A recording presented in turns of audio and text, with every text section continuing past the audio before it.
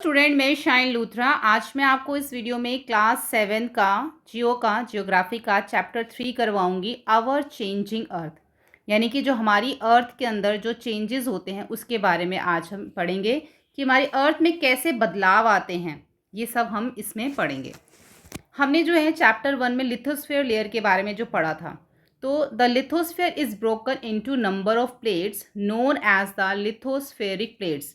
जो लिथोस्फीयर होता है वो जो है वो टूट जाता है, ब्रोकन हो जाता है नंबर ऑफ प्लेट्स में, काफ़ी सारी प्लेट्स के अंदर, और उसी को जो है लिथोस्फेरिक प्लेट्स के नाम से जाना जाता है। You will be surprise to know that these plates move around very slowly. आपको ये जान के बड़ी हैरानी होगी कि जो ये प्लेट्स होती हैं ये बहुत ही स्लोली जो है ये मूव करती हैं, घूमती हैं, अराउंड चारों तरफ जो है घूमती हैं।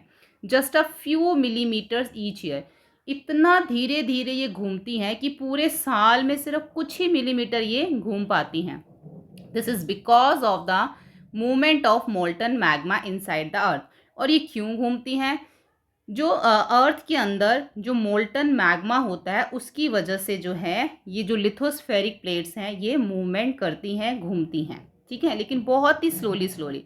The molten magma inside the earth moves in a circular manner.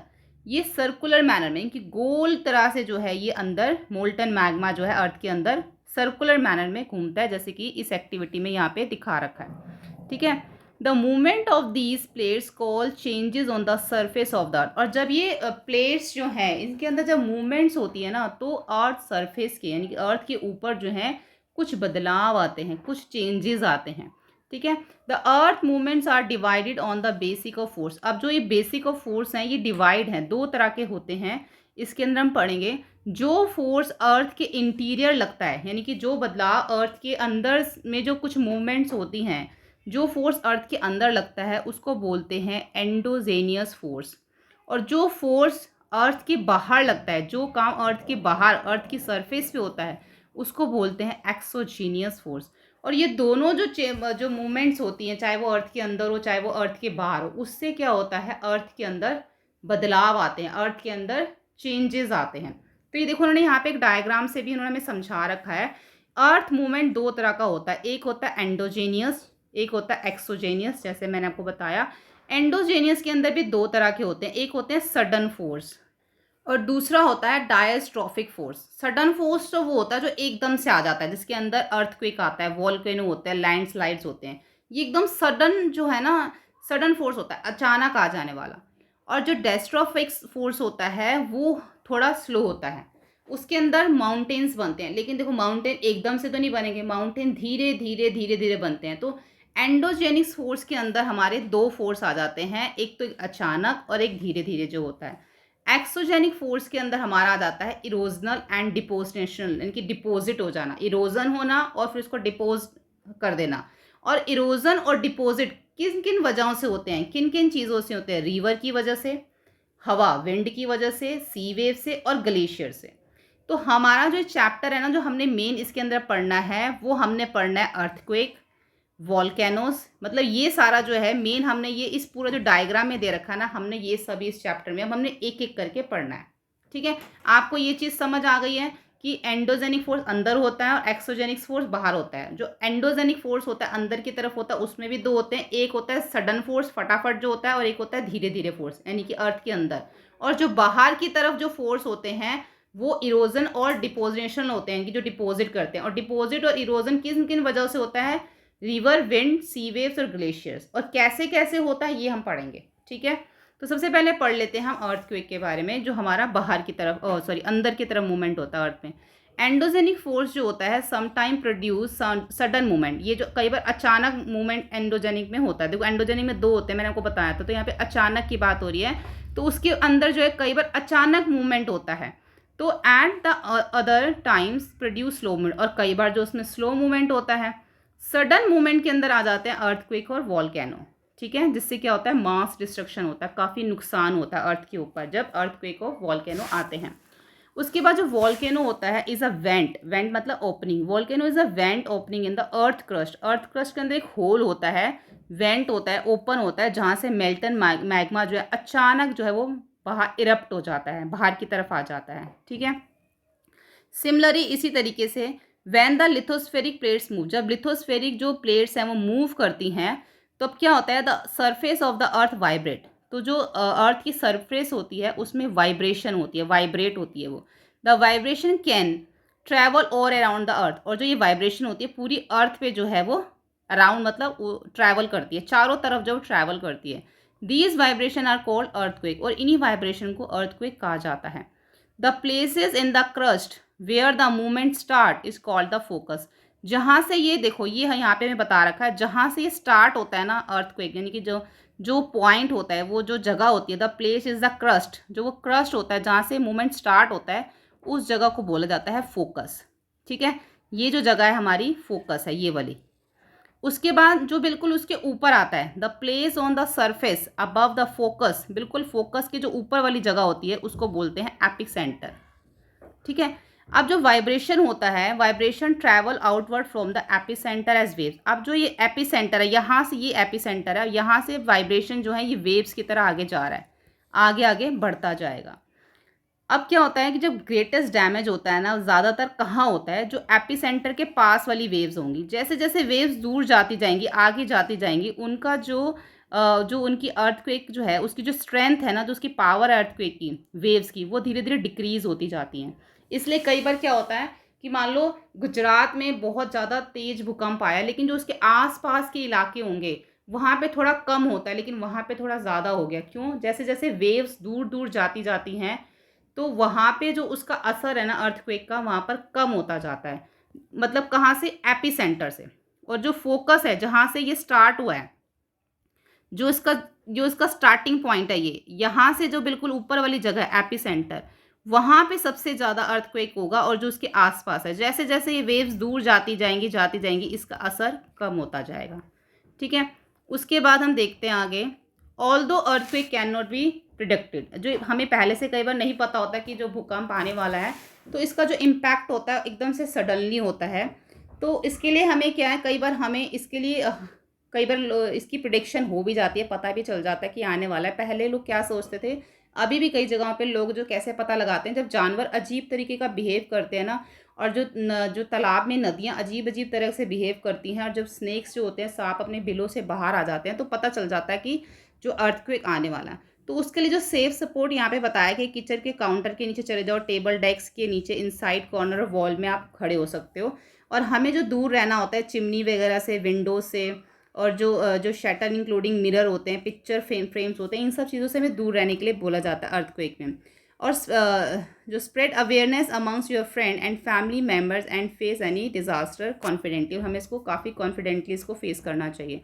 अब आ जाता है यहाँ पे मेजर लैंड फॉर्म्स, कि लैंड फॉर्म्स जो हैं वो कैसे बनते हैं। लैंड फॉर्म्स बहुत सारे तरीक़ों से बनते हैं, तो पहले हम एक एक करके पढ़ेंगे। तो सबसे पहले इन्होंने दे रखा है, the landscape is being continuously worn away by the two process, दो प्रोसेस से जो है हमारा बनता है। जो हमारी अर्थ है वो वॉर्न अवे होती है, मतलब कि लगातार घिसती रहती है। कैसे? किस चीज़ से? एक होता है वेदरिंग एंड इरोजन। ठीक है, वेदरिंग से भी होता है और इरोजन से। वेदरिंग से क्या होता है कि जो चट्टानें होती हैं वो ब्रेकिंग अप हो जाती हैं, टूट जाती हैं अर्थ सरफेस से। Weathering is the breaking of the rocks on the earth surface, earth surface से चट्टानें टूट जाती हैं। लेकिन इरोजन से क्या होता है कि in is the wearing away the landscape by different agent like water, wind and ice. अब इसमें क्या होता है इरोजन में? इरोजन वो होता है कि जब हवा चलती है तो अपने साथ कुछ मिट्टी, कुछ टुकड़े, सेंडिमेंट्स अपने साथ लेके आती है, और वो कहीं ना कहीं पे आके उसको छोड़ देती है, उसको डिपॉजिट कर देती है। इरोजन होता है अपने साथ लेके आना इन सब चीज़ों को। हवा भी ऐसे करती है। कई बार जब नदियाँ आती हैं, ऊपर से झरने जब गिरते हैं, जब नदियाँ कहीं कितने सारे रास्तों में से होके निकलती, तो अपने साथ कितनी सारी चीज़ें वो ले आती हैं, और ले आके वो कहीं ना कहीं डिपॉजिट कर देती हैं। ऐसी जो बर्फ़ होती है, आइस ग्लेशियर्स होते हैं, वहाँ पर भी सेम इसी तरीके से होता है। तो इन्हीं के बारे में हम डिटेल में आगे पढ़ेंगे, वाटर, विंड और आइस के बारे में, किस तरीके से इरोजन और डिपोजिट जो है ये डिपॉजिट किस तरीके से करती हैं, और कैसे कैसे जो है लैंडस्केप जो है वो हमारा जो लैंड फॉर्म है वो बनता है। तो सबसे पहले हम पढ़ेंगे हम इसके अंदर, और भी यहाँ पे दे रखा है, the eroded material is carried away of the और द ट्रांसपोर्टेड। अभी देखो इरोड करती है मटेरियल को, और फिर उसको दूसरी जगह पे आके ट्रांसपोर्ट कर देती हैं। किससे? पानी से, हवा से और चीज़ों से। एंड इवेंचुअली डिपॉजिट, उसको डिपॉजिट कर देती है। This process to erosion and deposition, ये जो प्रोसेस चलता है इरोजन और डिपोजन का, तो क्रिएट अ डिफरेंट लैंडफॉर्म, इससे जो अर्थ के ऊपर अलग अलग तरह के लैंडफॉर्म्स बन जाती हैं। तो सबसे पहला हमें इसमें बोला गया वर्क ऑफ अ रिवर।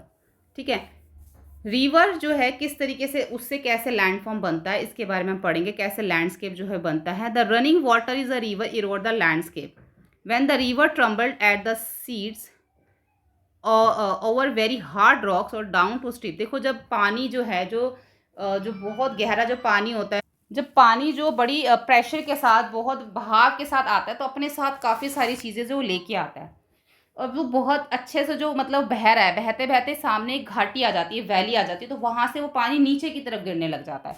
जैसे कि हमें इस पिक्चर में दिखाएगा, पानी यहाँ से आ रहा है, आते आते यहाँ पे नीचे गिरने लग गया।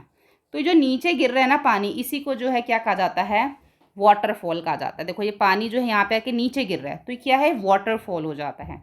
ठीक है, at the river enters the plain और its twist and turn forming larger bend known as meanders. अब देखो जब पानी ऊपर से आके गिरता है और गिरने के बाद आके प्लेन जगह के ऊपर आ जाता है, और प्लेन जगह के ऊपर आने के बाद ऐसे ट्विस्ट होके, इस तरीके से ट्विस्ट होके, जब वो पानी ऐसे ऐसे ट्विस्ट होके, सांप की तरह ट्विस्ट होके जब वो निकलता है जगहों से, तो उसको हम मेंडर्स कहते हैं। ठीक है, due to continuous erosion and deposition along the sides of meander, the end of the meanders loop come closer and closer. अब क्या होता है, जब ये पानी, जब ये नदियाँ जो पानी लेके आ रही हैं अपने साथ इरोजन कर रही हैं, अपने साथ काफ़ी सारी चीज़ें, सेंडिमेंट्स वगैरह अपने साथ लेके आ रही है, तो वो क्या करेंगी, जब वो यहाँ पर आएंगे तो कहीं ना कहीं पे तो पानी जो है उनके साथ जो सेंडिमेंट्स है कहीं ना कहीं पे तो आके रुकेंगे। देखो कुछ सेंडिमेंट्स यहाँ पे रुक जाएंगे, कुछ यहाँ पर जो है वो ठहर जाएंगे, कुछ यहाँ पर रुक जाएंगे, कुछ यहाँ पर रुकते जाएंगे। जहाँ जहाँ पे मोड़ आता जाएगा वहाँ पे वो कुछ कुछ सेंडिमेंट्स जो हैं वो वहाँ पर इरोजन जो है वहाँ पर होता, वहाँ पे डिपोजिट जो है वो होता जाएगा। जो भी पार्टिकल्स अपने साथ पानी लेके आएगा कहीं ना कहीं पे आके वो डिपॉजिट होता जाएगा। और जहाँ पे वो डिपॉजिट हो जाएगा, जैसे यहाँ पे मान लो ये यहाँ पे बहुत सारा जो है डिपॉजिट हो गया, यहाँ पे आते आते आते इतना सारा डिपॉजिट हो गया, तो अब क्या होगा, जो वेव्स यहाँ से ऐसे आ रही थी, अब जो वेव्स है यहाँ से आती आती ऐसे आने लग जाएंगी। ठीक है, क्यों, क्योंकि यहाँ पे रास्ता बंद हो गया डिपॉजिट होने की वजह से। लेकिन यहाँ पे क्या हो गया, बहुत सारा पानी इकट्ठा हो गया, पूरा का पूरा ऐसे पानी इकट्ठा हो गया, और यहाँ से जो वेव्स यहाँ नहीं जाएंगी, वो यहाँ से इस तरीके से आएंगी। और जो यहाँ पे पानी इकट्ठा हो जाता है इसमें डिपॉजिट होने की वजह से, तो वहाँ पर कुछ क्या बन जाती हैं, कट ऑफ लेक्स बन जाती हैं, छोटी छोटी लेक्स ऐसे बन जाती हैं, और इन कट ऑफ लेक्स को बोला जाता है ऑक्सबो। ठीक है, इस टाइप से जो है ये ऑक्सबो बन जाती है। जैसे कि यहाँ से पानी आ रहा है, आते आते जो है यहाँ पर आते आते वो बहुत सारे जो डिपॉजिट जो इकट्ठे हो गए, और यहाँ पे जो इतने हिस्से में पानी था वो लेक बन गया। अब जो पानी है वो यहाँ से सीधा यहाँ आ रहा है, तो ये इसको क्या बोलेंगे, इस हिस्से को ऑक्सबो। ठीक है, इसको ऑक्सबो लेक कहा जाता है। At times the river overflow its banks, और जो इसके फिर क्या होता है, जो इसके आसपास का इलाका होता है वहाँ पे क्या हो जाता है, पानी ओवरफ्लो होने लग जाता है। ठीक है, it leads the at time the river overflow its bank, इसके जो बैंक्स का जो किनारे होते हैं वो ओवरफ्लो होने लग जाता है। This leads to flooding of the neighbouring areas as it floods it deposit layer of fine soil and other material called sediments along its bank. अब जो ये जो नदियाँ आती हैं ना अपने साथ इतने सारे सेंडिमेंट्स लेके आती हैं, और वो क्या होता है, जब ये पानी ओवरफ्लो होने लग जाता है, बाहर की तरफ आने लग जाता है, नदियाँ जब भर जाती हैं, तो आसपास के इलाकों में यहाँ पे भी जो पानी पानी हो जाएगा सारा, तो जो सेंडिमेंट्स वो पानी के अपने साथ लेके आ रही थी, वो धीरे धीरे सारे सेंडिमेंट्स बाहर की तरफ भी आ जाएंगे। ठीक है, क्योंकि पानी इतना सारा भर गया, अब जो भी उसमें सेंडिमेंट्स है वो सारे बाहर की तरफ इधर भी आ जाएंगे।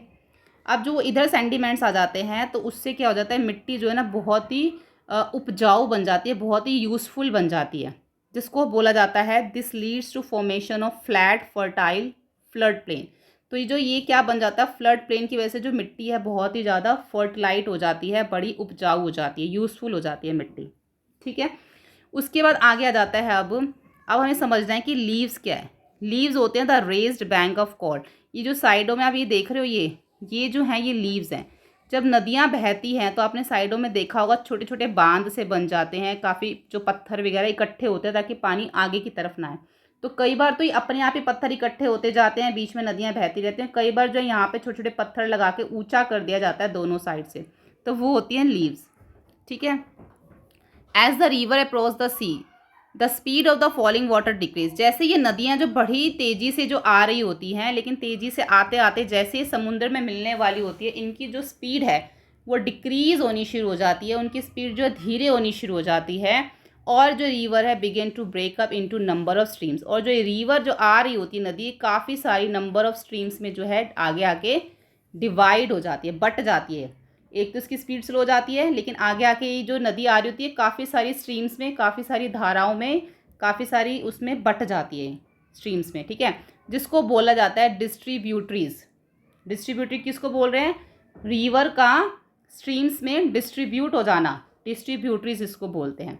The river become so slow, नदियाँ बहुत धीरे हो जाती हैं, that it become deposit it load, और जो ये अपने साथ लेके आ रही होती हैं ये कहीं ना कहीं पे इसको डिपॉजिट कर देती है। तो जितना भी आपको ये एरिया दिख रहा है बीच का, एक तो ये है कि ये जो स्ट्रीम्स निकल रही हैं, इन स्ट्रीम्स के अलावा जो बीच का एरिया आपको दिख रहा है ये यहाँ पर आके इन सब चीज़ों को डिपॉजिट कर देती हैं, छोड़ देती हैं यहाँ पे आके, और ये सब क्या बन जाता है? The collection of sediments. यहाँ पे काफ़ी सारे सेंडिमेंट्स इकट्ठे हो जाते हैं, एंड द फॉर्म और ऑफ माउथ ऑफ डेल्टा, इसको जो है वो माउथ जो है फ्रॉम ऑल द माउथ्स, इसको जो है फिर क्या कहा जाता है? इसको, इस एरिया को फिर डेल्टा कहा जाता है, क्योंकि यहाँ पे बहुत सारे सेंडिमेंट्स इकट्ठे हो जाते हैं। अब हम पढ़ते हैं आगे, वर्क ऑफ सी वेव्स। अब जो सी वेव्स हैं उससे कैसे जो हमारे लैंड फॉर्म्स बनते हैं। अभी तक हमने किससे सीखे लैंड फॉर्म किससे बनते हैं? अभी हमने सीखे थे रिवर से, कि हमारे लैंड फॉर्म्स रिवर से, नदियों से कैसे बनते हैं, ठीक है। अब हम देखते हैं हमारे लैंड फॉर्म जो है सी वेव्स, यानी कि जो समुद्र की लहरें हैं उनसे कैसे बनते हैं। द इरोजन एंड डिपोजन, जो इरोजन और डिपोजन जो है उस सी वेव्स के अंदर भी हमारा चलता रहता है, जिससे कि राइज टू कोस्टल लैंडफॉर्म, इससे जो है कोस्टल लैंडफॉर्म्स बनते हैं। अब जो सी वेव्स होती हैं, जो लहरें होती हैं, वो लगातार जो है स्ट्राइक करती है चट्टानों के ऊपर, लगातार आके जोर जोर से उनके ऊपर लगती है। जैसे जैसे ऊंची ऊंची लहरें आती हैं जाके चट्टानों के ऊपर लगती हैं, तो उस पर क्या होता है? चट्टानों में क्रैक आ जाते हैं, क्रैक डेवलप हो जाते हैं। Our time they become larger wider, और जो क्रैक है धीरे धीरे ये जो है बड़े और चौड़े होते जाते हैं। दस होल लाइक केव्स, और ये एक गुफाओं के जैसे बन जाते हैं, ऐसे होल बन जाते हैं जैसे कि गुफा होती है। Are form on the rock, they are called sea caves, तो इनको जो है सी केव्स कहा जाता है, जैसे यहाँ पे दिखा रखा है। जब ये जो लहरें हैं बार बार आके इस पर चट्टान पर टकराएंगे तो यहाँ पे एक सी केव्स जैसी चीज़ें बन जाती हैं। As this cavity become bigger, और ये जो कैविटी है ये धीरे धीरे बिगर हो जाती है, एंड बिगर और बड़ी हो जाती है। Only the roof of the cave remain the swimming sea arch, और इस तरीके से सी आर्च बनती है। यहाँ पे सी आर्च यहाँ पे मैं छोटी सी दिखा रखी है, लेकिन जैसे अगर हम देखें तो सी आर्च क्या होता है? जैसे उन्होंने बोला कि सिर्फ रूफ रह जाती है, बीच का हिस्सा सारा चला जाता है, तो इसका मतलब सिर्फ ये हिस्सा रह जाता है, और ये हिस्सा और ये वॉल्स, दो वॉल्स और एक रूफ रह जाती है, और बीच का सारा हिस्सा जो है वो गायब हो जाता है। इसको बोलते हैं सी आर्च, ठीक है। ये हमारी सी आर्च होती है। लेकिन आगे जाके क्या होता है? आगे जाके जो सी आर्च है ना, ये स्टैक बन जाती है, यानी कि छत भी उड़ जाती है, छत भी चली जाती है। पानी की वेव्स पढ़ पढ़ के, सी वेव्स पढ़ पढ़ कर, ये जो रूफ हमारी थी, जो हमारा सी आर्च था, वॉल्स थी और रूफ थी। लेकिन अब स्टैक में क्या होता है? ये रूफ भी हमारी चली जाती है, इतनी पानी की वेव्स पड़ती है, कई हज़ारों सालों में ऐसा होता है, फिर सिर्फ हमारी ये वॉल्स रह जाती हैं, ठीक है, जिन वॉल्स को कहा जाता है स्टैक, ठीक है। अब आगे क्या है? The steep rocky coast rising almost vertically above the sea water is sea cliff. अब ये सी क्लिफ क्या होता है? सी क्लिफ जो होता है, ये जो हमारा जो सी वाटर होता है या समुद्र होता है, उसके सामने एक वर्टिकली जो एक सामने आप कह लो दीवार टाइप की जो खड़ी होती है, द स्टीप रॉकी स्टीप जो खड़ी होती है, उसको जो है सी क्लिफ कहा जाता है, ठीक है, वर्टिकली जो खड़ी होती है उसके सामने। तो जो सी वेव्स होती हैं ये भी जो है डिपॉजिट करती हैं सेंडिमेंट्स, और इससे क्या होता है? सेंडिमेंट डिपॉजिट हो के तो शोर फॉर्मिंग बीचेस बन जाते हैं फिर, ठीक है। कहाँ पे? जब जो सी वेव्स हैं काफ़ी सारा इरोजन और डिपॉजिट करती है काफ़ी सारी, तो उससे क्या है, जो बिल्कुल किनारे होते हैं वहाँ पे काफ़ी सारा डिपॉजिट हो जाता है, फिर उस वहाँ पे बीच बन जाता है, ठीक है, क्योंकि अपने साथ मिट्टी, कंकड़, पत्थर, काफ़ी सारी चीज़ें लेके आती है, सेंडिमेंट्स काफ़ी सारे लाती है। अब हम देखते हैं वर्क ऑफ आइस कैसे काम करती है, फिर वर्क ऑफ विंड कैसे काम करती है। तो जो आइस होती है वो क्या करती है? आइस, ग्लेशियर्स क्या होते हैं? यानी कि बर्फ़ की नदी को हम ग्लेशियर्स कहते हैं। तो वो भी जब अपने साथ ऊपर से टूटती हैं, जब ये जो ग्लेशियर्स हैं, ऐसे नहीं, ये नहीं, जब ऊंचे ऊंचे पहाड़ होते हैं, जब वो टूटेंगे, जब नीचे गिरेंगे, तो अपने साथ वो भी लेके आएंगे काफ़ी सारी चीज़ें, सॉइल, स्टोन्स, ये सब काफ़ी लेके आएंगे अपने साथ नीचे, सॉलिड रॉक्स जो है वो नीचे आके गिरती हैं। तो क्या होता है, जो सॉफ्ट, जो ज़्यादा हार्ड नहीं होती हैं तो वो तो आके नीचे गिर जाती है, लेकिन जो हार्ड होती हैं वो ऊपर वो नीचे नहीं आती हैं। ठीक है, तो इससे भी क्या होता है कि ये जो आइज़ होती है ये भी जो है इरोजन और डिपॉजिट करती है, और नीचे आके कहीं ना कहीं पे तो वो डिपॉजिट होते हैं। ठीक है, उसके बाद जो ग्लेशियर्स होते हैं वो कर्व आउट डीप होल्स, और कहीं ना कहीं पे आके जब वो गिरते हैं तो वहाँ पे एक होल बन जाता है। होल बनने के बाद क्या होता है, जब बर्फ़ वो पिघल जाती है तो पिघलने के बाद वहाँ पर सुंदर सुंदर से जो क्या है ब्यूटीफुल लेक्स बन जाते हैं। उस गड्ढे के अंदर फिर बर्फ़ पिघल जाती है और वहाँ पे लेक्स बन जाते हैं जो कि माउंटेन्स के अंदर ही होते हैं। The material carried the glacier such as rock big and small sand and silt gets deposit. जो मटेरियल वो अपने साथ लेके आती है ग्लेशियर, क्या क्या लेके आती है, rock, big rock, small rock, sand, silt, ये सब लेके आती है, और वो एक जगह पे आकर डिपॉजिट हो जाते हैं।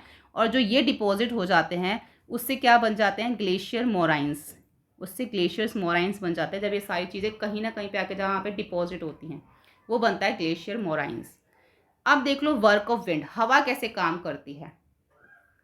Have you ever visit a desert, क्या आप कभी डेजर्ट गए हैं। Try to collect some pictures of sand dunes, कुछ सैंड ड्यून्स की पिक्चर कलेक्ट कीजिए। ये सारी जो पिक्चर है ना ये सैंड ड्यून की पिक्चर है, ऐसी पिक्चर्स कलेक्ट कीजिए।